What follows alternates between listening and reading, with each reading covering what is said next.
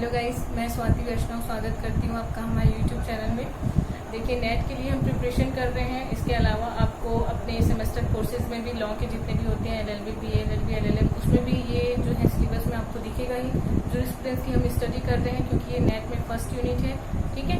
इसके अलावा first paper की तैयारी के लिए भी आप कंटिन्यू मतलब अपनी स्टडी जारी रखिए, क्योंकि अगर आप सिर्फ नेट क्लियर करना चाहते हैं तो हो सकता है कि वो आप सिर्फ अपने सब्जेक्टिव पेपर पे यानी कि सेकंड पेपर पे फोकस करके क्लियर कर सकते हैं। लेकिन अगर आपका एम है JRF क्लियर करना, तो वो विदाउट फर्स्ट पेपर की प्रिपरेशन के आप नहीं कर सकते, ठीक है।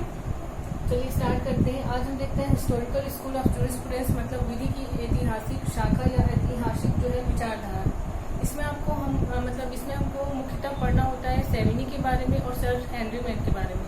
और प्रोफाउंडर की अगर बात करें कि किस जूरिस्ट ने, किस विधि शास्त्री ने इस ऐतिहासिक विधि शास्त्र को उत्पन्न किया या उनके थॉट्स को देखा, तो वो है फ्रेडरिक कॉर्लवान सेविनी, ठीक है। अब देखिए, एक बार मैं और डिस्कस कर दूं, चूंकि एनालिटिकल स्कूल पूरी तरह से कंप्लीट हो चुका है। अगर अभी भी किसी को डाउट होगा कि ये जूरिस्प्रूडेंस के स्कूल्स जो हैं किस आधार पर डिवाइड किए गए हैं, क्लासीफाई किए गए हैं, तो मैं आपको क्लियर कर दूं कि अलग अलग जो अप्रोचेज हैं, एस्पेक्ट्स हैं, यानी कि विचारधाराएं हैं, दृष्टिकोण है, उसके आधार पे ही डिवाइड किया गया है इसको। फॉर एग्जांपल देखिए, जैसे कि एग्ज़ाम फॉर्म तो हर कोई भरता है, लेकिन एग्ज़ाम पास होने का सबका तरीका अलग अलग होता है। जैसे कि मैं अगर बात करूं तो मैं एग्ज़ाम के पहले से स्टडी स्टार्ट कर देती थी, और एग्ज़ाम अगर कल है तो एक दिन पहले यानी कि आज मेरे लिए ज़रूरी था कि मैं सफिशिएंट नींद ले लूँ। अच्छे से अगर मैं सोती हूँ तो मेरे एग्ज़ाम अच्छे बनते हैं। अगर मैं नहीं सोती हूँ तो मेरा मेमोरी जो है वो रिमाइंड नहीं कर पाता, रिकॉल नहीं कर पाता, और एग्ज़ाम में मैं वो चीज़ लिख नहीं पाती, क्वेश्चन के आंसर मुझसे नहीं हो पाते। लेकिन कुछ लोग यही क्या होते हैं कि एग्ज़ाम के 2-3 दिन पहले स्टार्ट करेंगे, या कुछ और महान लोग जो है वो एग्ज़ाम के जस्ट पहले दिन स्टार्ट करते हैं, और एग्ज़ाम के पहले रात में वो बिल्कुल सोते ही नहीं हैं। उनसे प्रिपरेशन हो ही नहीं पाएगा, उनका एग्ज़ाम अच्छा नहीं जाएगा, ऐसा उनकी मानसिकता रहती है। तो ये क्या हुआ, एम सबका एक ही है कि एग्ज़ाम फाइट करना है, एग्ज़ाम क्लियर करना है। लेकिन दृष्टिकोण या विज़न जो है दृष्टिकोण जो है और साधन जो है, उनका माध्यम जो है वो अलग अलग होता है। उसी तरीके से लॉ को किस रूप में देखा जाता है, क्योंकि बेसिकली हम किस स्टडी की बात कर रहे हैं जूरिस्प्रूडेंस में, लॉ की स्टडी, लॉ का नॉलेज है ना।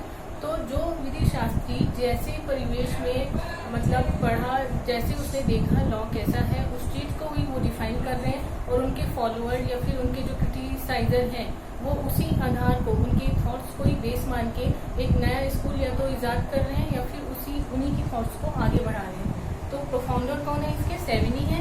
लेकिन जो कॉर्लवान सेविनी है, उन्होंने खुद अपने जो सिद्धांत है थ्योरी ऑफ ऑब्जेक्ट्स यानी कि लोक चेतना का सिद्धांत, उसको किसी अपने अर्लियर जूरिस्ट से अडॉप्ट किया था। इस कारण से हम उसको पहले डिस्कस कर लें।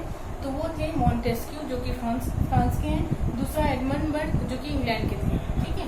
तो आपको जो मुख्यतः बातें जो ध्यान में रखनी है, जो पॉइंट्स, उनको मैंने यहाँ पे लिख दिया है।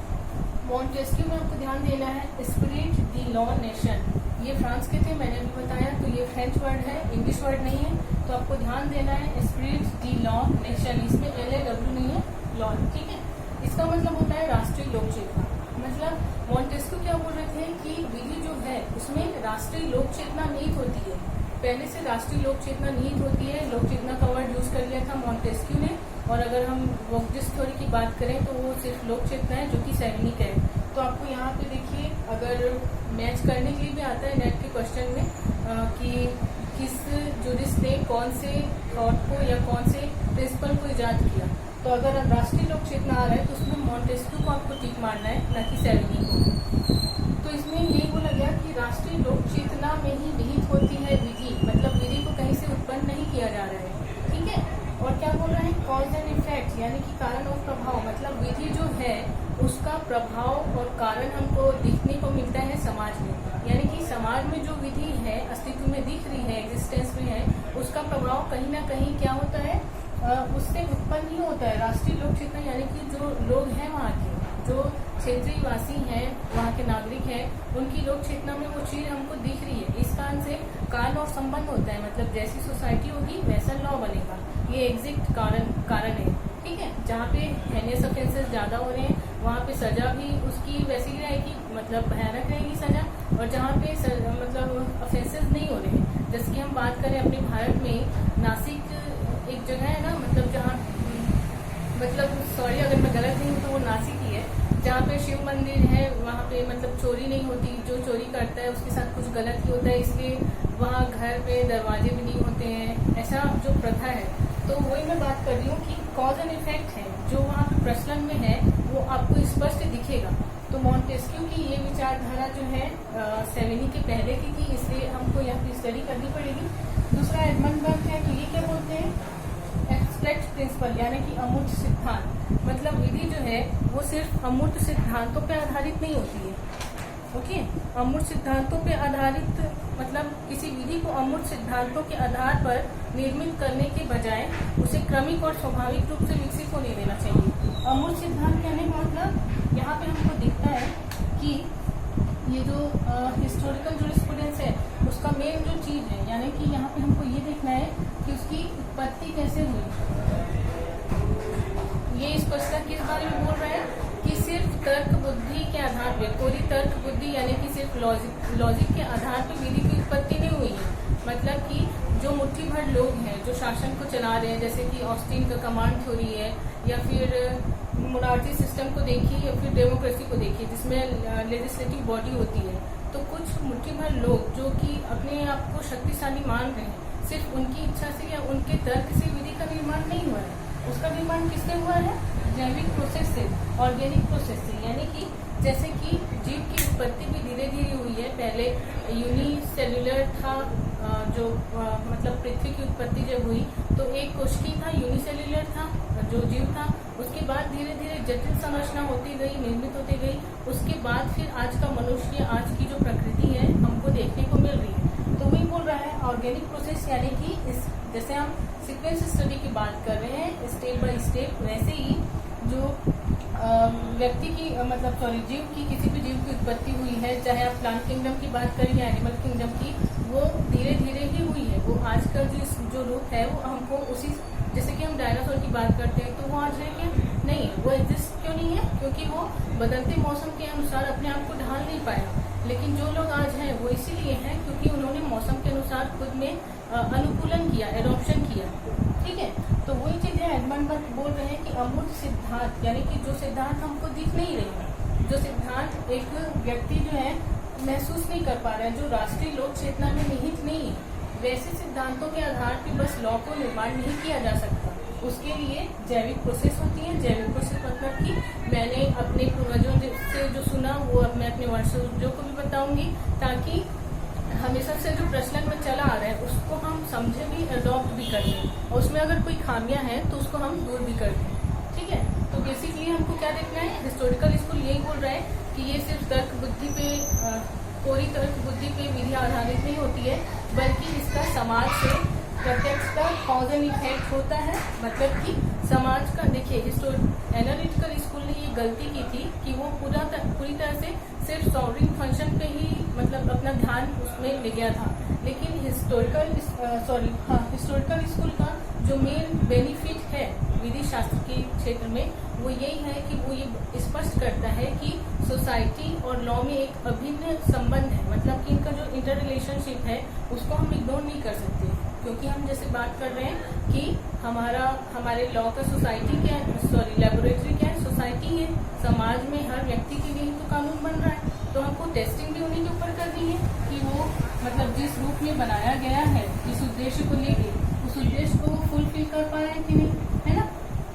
तो देखिए अब स्टार्ट करते हैं हम सेवेनी को। सेवेनी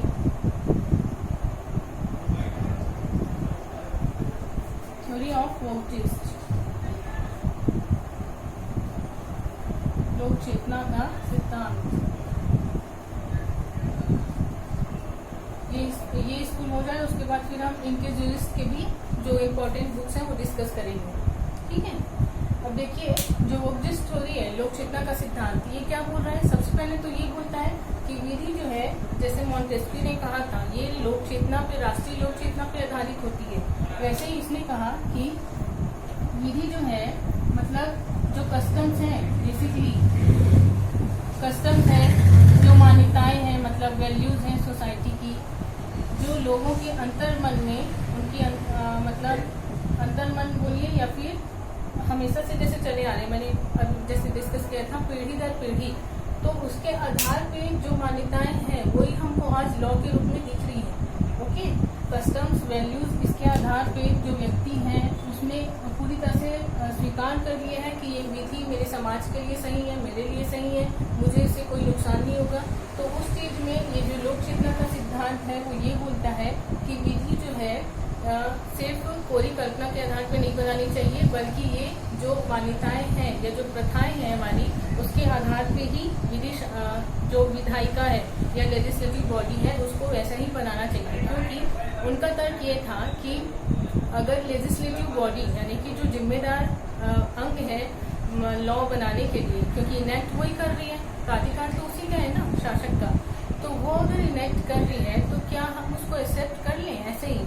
अगर वो देखिए, एक पहली तो बात ये कि वो भी तो मेरे सोसाइटी से ही गया है, वो जो विधायक है वो कहीं और से तो नहीं आया, हमारे परिवेश से ही तो पल बढ़ के वो वहाँ पे गया है। तो उसको खुद पता है कि हम किस कस्टम को अभी तक मानते आ रहे हैं, तो वो जब विधि बना रहा है तो उसको ध्यान में रखना चाहिए कि वो कहाँ से उठ के आया है और वहाँ के लोग कैसी मानसिकता वाले हैं और क्या चीज को वो चाहते हैं।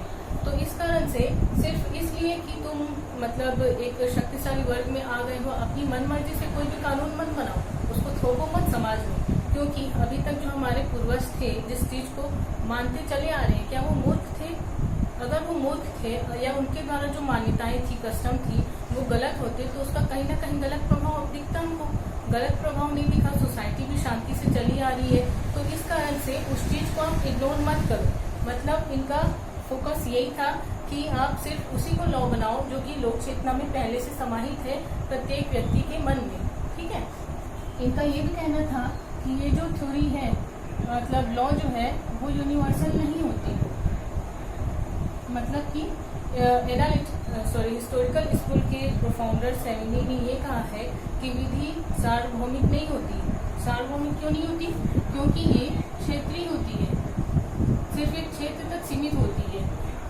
इसका मतलब ये है कि देखिए, तो एक ही चीज पे अगर हम सोसाइटी में 10 लोग को ले लें, उनसे कोई चीज पूछें कि आपका ओपिनियन क्या है, आपका व्यू क्या है, तो वो भिन्न भिन्न होता है ना। लेकिन अगर हम बात करें कि एक परिवार की या एक मोहल्ले की, तो हम ये मान के चल सकते हैं कि उनका जो है थॉट लगभग सेम होगा। लेकिन वहीं अगर उस मोहल्ले से बाहर हम जाते हैं तो उनका थॉट अलग हो सकता है। कहने का मतलब जैसे जैसे आप अपनी यूनिट को बढ़ाएंगे, अपनी इकाई को बढ़ाएंगे, वैसे वैसे आपको वेराइटीज या विविधताएं दिखाई देने लगेंगी। इसलिए विधि को थोड़ा सा नैरो इंटरप्रिटेशन किया है, इन्होंने संकुचित किया है, वो ये बोलने के लिए कि विधि कैसी है उसको विधि क्या होनी चाहिए, कैसी है, इसको जानने के लिए आपको एक छोटी इकाई में देखना पड़ेगा। और उस छोटी इकाई ने अगर उसको पूरी तरह से अडॉप्ट कर लिया है, स्वीकृत कर लिया है, तो आपको उसी को लॉ बनाना चाहिए।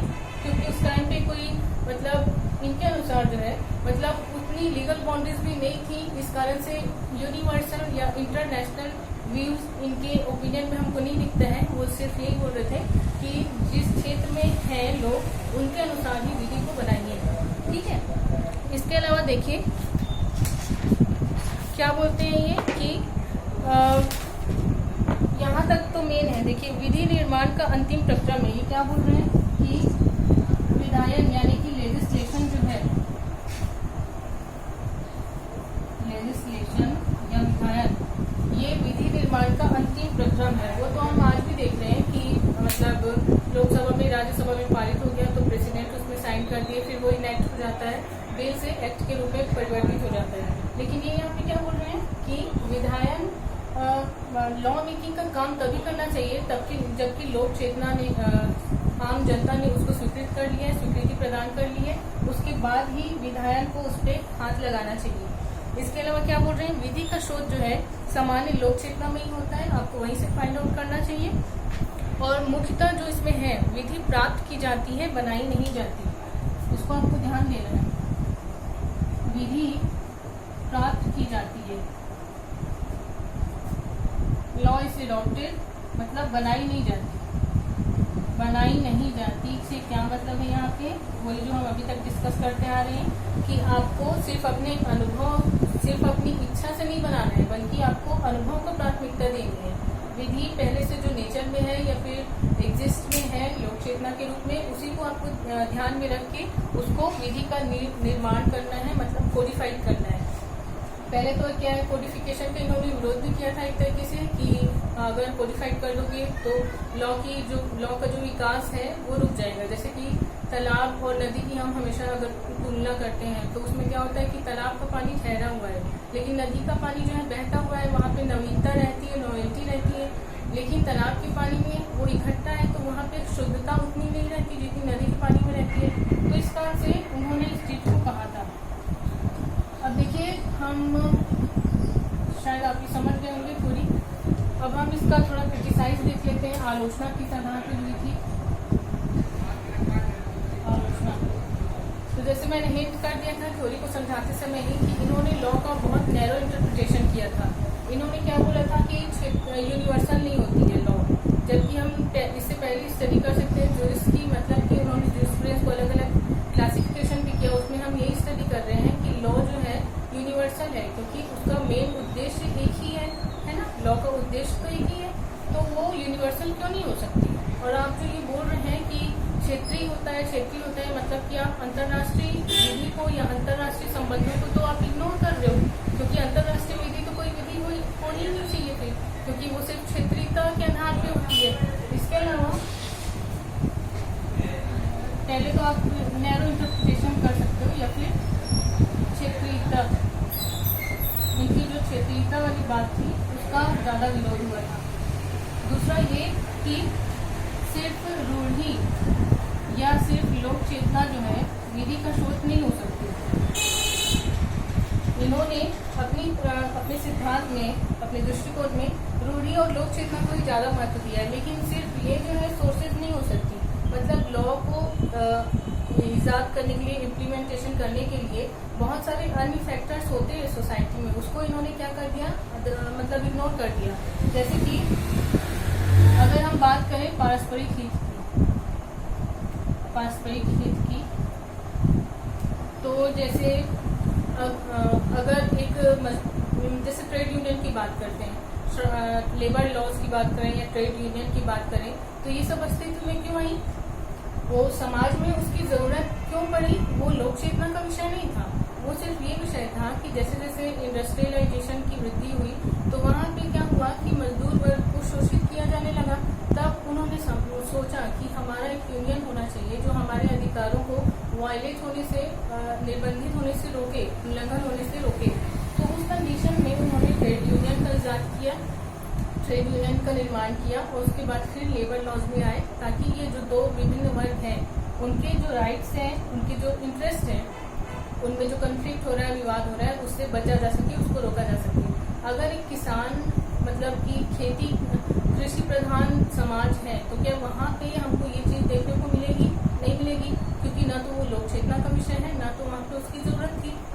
सिर्फ पारस्परिक हित के आधार पे या आवश्यकता के आधार पे भी लॉ का निर्माण होता है, सिर्फ रूढ़ी या लोक चेतना के आधार पे नहीं होता।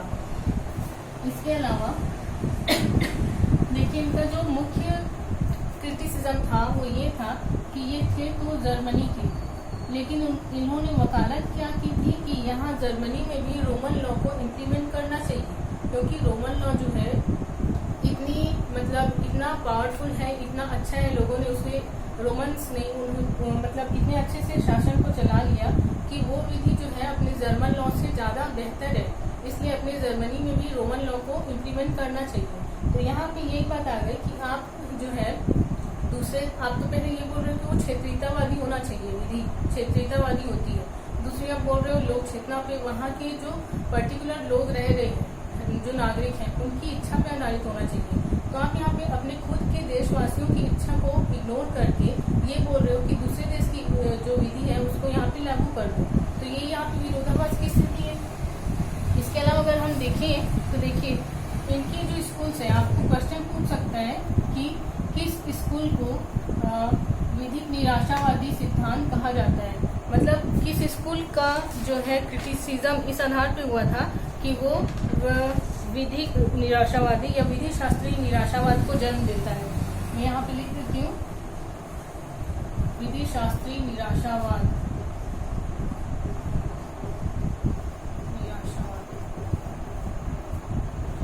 juristic pessimism, ठीक है। juristic pessimism ये क्रिटिसिज्म का बहुत इंपॉर्टेंट पॉइंट है, आपको याद कर लेना है।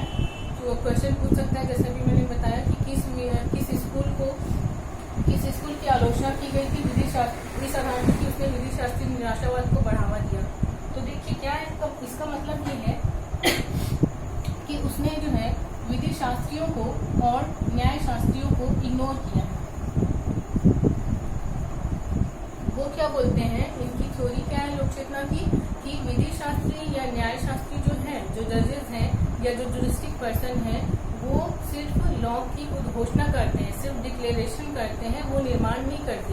जब हम प्रेसिडेंट को पढ़ेंगे, मतलब पूर्व निर्णय का सिद्धांत को, तो उसमें आपको दो सिद्धांत दिखेंगे, घोषणात्मक सिद्धांत और सृजनात्मक सिद्धांत।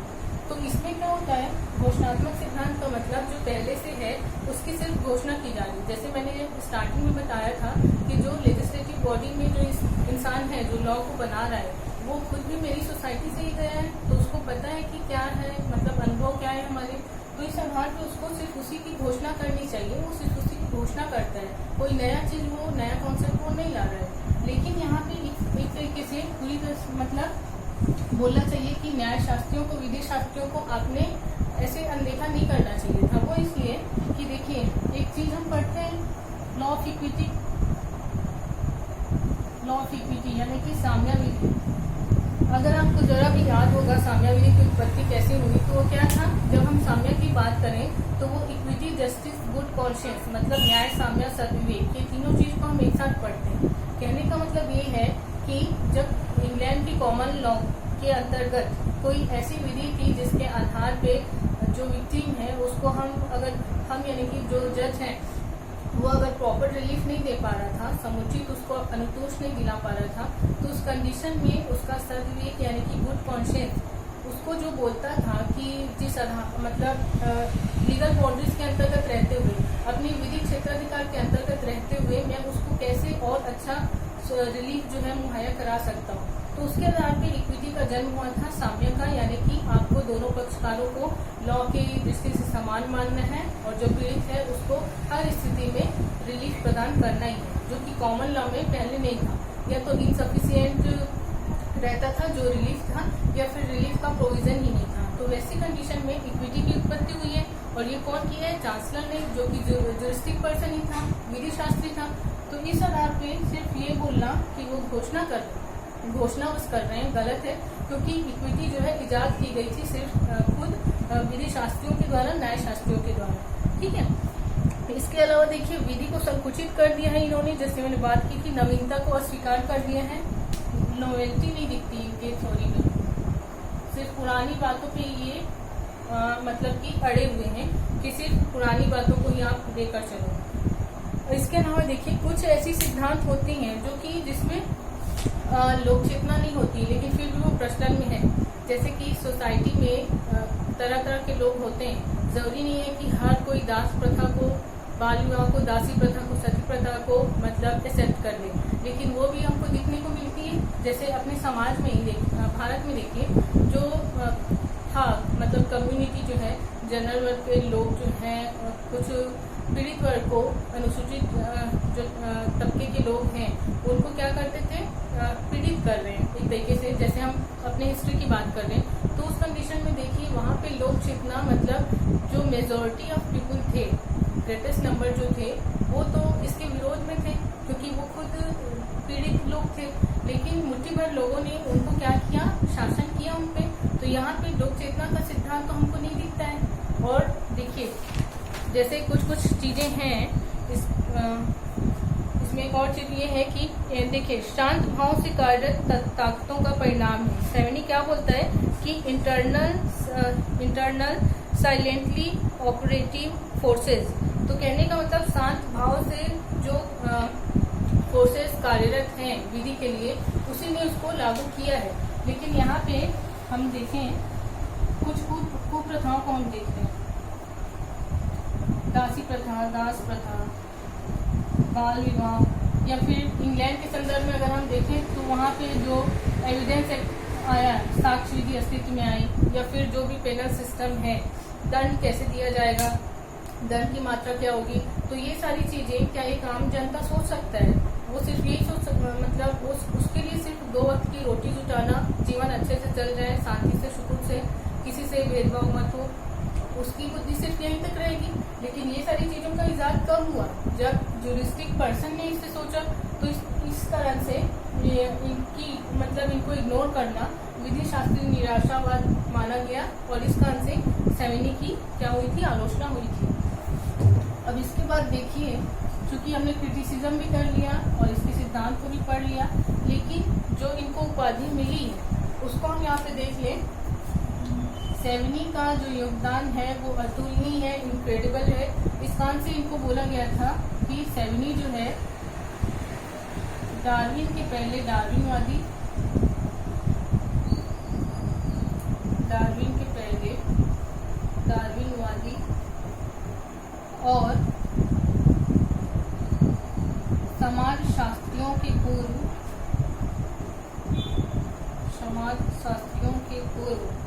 समाजशास्त्री थे।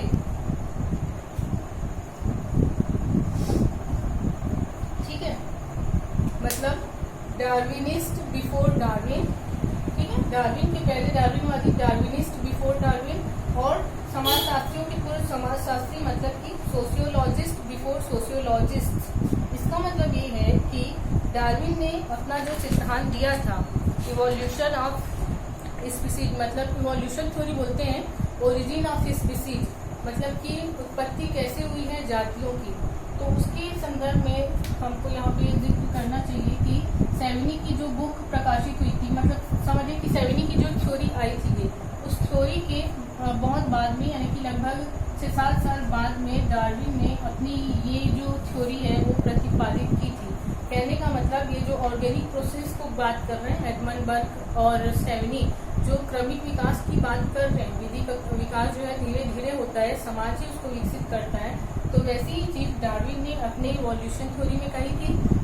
और समाजशास्त्रियों की पूर्व समाजशास्त्री का मतलब क्या हुआ कि अगस्त काम्टे, इनको हम सोशियोलॉजी का जनक मानते हैं, लेकिन अगस्त काम्टे के पहले भी इन्होंने, सेमिनी ने ऐसी सिद्धांत प्रतिपादित कर दी थी, क्योंकि ये ऐसे समाजशास्त्री हैं जिन्होंने समाज को जिम्मेदार माना लॉ की उत्पत्ति के लिए, यानी कि लॉ में और सोसाइटी में कॉज एंड इफेक्ट थ्योरी को इन्होंने इस्टेब्लिश किया, जो कि मॉन्टेस्क्यू की रियल थ्योरी थी।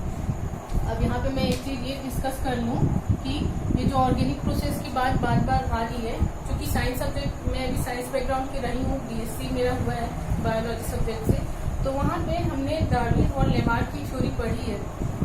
तो वहाँ मैं मतलब आप भूले मत, इसलिए मैं एक चीज आपको डिस्कस कर रही हूँ। डार्विन ने क्या कहा था कि देखिए, जैसे आज हमको जो चीज दिख रही है वो इसलिए एग्जिस्ट में है क्योंकि उसने एडॉप्शन किया है, अनुकूलन किया है अपने व्यवहार में, अपने जीन्स में। ठीक है, इसका एग्जांपल देते थे वो जिराफ से। एक तो डार्विनवादी थे, एक डार्विनिज्म है, और दूसरा एक हम और पढ़ते थे लेमार्क। तो इन दोनों ने मतलब इन दोनों का जो थ्योरी था वो था ओरिजिन ऑफ स्पीसीज के बारे में ही, इवोल्यूशन थ्योरी के बारे में ही, लेकिन दोनों जो है अलग अलग विचारधारा को प्रमोट करते थे। डार्विन क्या बोल रहे थे कि पहले जो मतलब आज का जो हमको जिराफ दिख रहा है वो पहले बकरियों के जैसा ही था, बकरी जैसे था, फिर गाय जैसे हुआ, उसके बाद फिर ये आज की दृष्टि में दिख रहा है। वो इसलिए क्योंकि पहले उनको जो चारा है, घास वास है पेट भरने के लिए, वो नीचे जमीन में ही मिल जाता था कम ऊंचाई पे। लेकिन जब जनसंख्या उनकी बढ़ी, आबादी बढ़ी, तो उन्होंने क्या किया कि नीचे तो खाना खत्म हो गया, तो उन्होंने फिर मतलब कूदना स्टार्ट किया। उन्होंने शारीरिक गतिविधि को तेज किया। जैसे हमको कोई फल तोड़ना है पेड़ से, तो अगर हमारे हाथ में नहीं आ रहा है खड़े होने के बाद, तो हम कूद के तोड़ने की कोशिश करेंगे उसको। तो डार्विन क्या बोल रहे हैं कि जो बकरी जैसे था पहले जिराफ, जब उसने कोशिश की कि वो भोजन के लिए ऊपर जो डंगालियां हैं, पेड़ पौधे हैं, उससे भी उनको खा के अपना पेट भर सके, तो वैसी कंडीशन में क्या है, धीरे धीरे उसके जीन्स में परिवर्तन होता गया। मतलब ये कोई 1-2 साल की, 100 साल की बात नहीं है, हजारों वर्षों की बात है। वो ऐसा करते गया तो उसके शारीरिक संरचना में अपने आप परिवर्तन हुआ, क्योंकि उसके अंदरूनी जो जीन्स हैं, क्रोमोसोम्स हैं, वो सारे चीज जो है उसी के हिसाब से परिवर्तित होते गए। उसने एडॉप्शन किया उस चीज को। लेकिन वहीं पे लेमार्क क्या बोल रहे हैं कि बहुत सारे, जैसे लेमार्क का भी जो कुछ लॉजिक दिखता है वो ये कि वो बोलते थे कि आज जैसे हमको 5 फुट के इंसान भी दिख रहे हैं, 6 फुट के, 7 फुट के सब दिख रहे हैं, वैसे जिराफ भी जो है उस टाइम पे बकरी जैसे, गाय जैसे और अभी के जो जिराफ हैं सेम वैसे थे। लेकिन लेमार्क क्या बोल रहे हैं कि जो बकरी जैसे थे, गाय जैसे थे, वो सब अपने आप खत्म होते गए क्योंकि उनके लिए चारा नहीं बचा और वो अपने आप को ढाल भी नहीं पाए उस मौसम में। लेकिन जो आज के जिराफ दिख रहे हैं वो हमको इसलिए दिख रहे हैं क्योंकि उनमें पहले से अनुकूल, उनमें पहले से वैसी वेराइटीज थी, उनके गुण वैसे ही थे पहले से। तो ये बेसिकली मैं बस इंटरेस्टिंग बनाने के लिए आपको, मतलब डार्विनिज्म जो थ्योरी थी उसको क्लियर करने के लिए बता रही थी कि पहले जो नहीं था उसने अपने आप को अनुकूलित किया, क्रमिक विकास हुआ धीरे धीरे, पहले वो नहीं था। और ये बोल रहे थे कि पहले से वो था लेकिन बचा सिर्फ वही जो पहले से वैसा था, और जो पहले वैसा नहीं था वो लुप्त होते गए, समाप्त होते गए, अब हमको नहीं दिखते। तो ये जो थ्योरी है, मतलब ये जो पूरा जो लेक्चर था, शायद आपको इंटरेस्टिंग लगा होगा। एक बार और देख लीजिएगा, नोट्स बना लीजिएगा, इससे ज़्यादा नहीं पूछा जाएगा आपको। नेक्स्ट में हम हेनरी वेन को इसमें पढ़ेंगे हिस्टोरिकल स्कूल में। Thank you.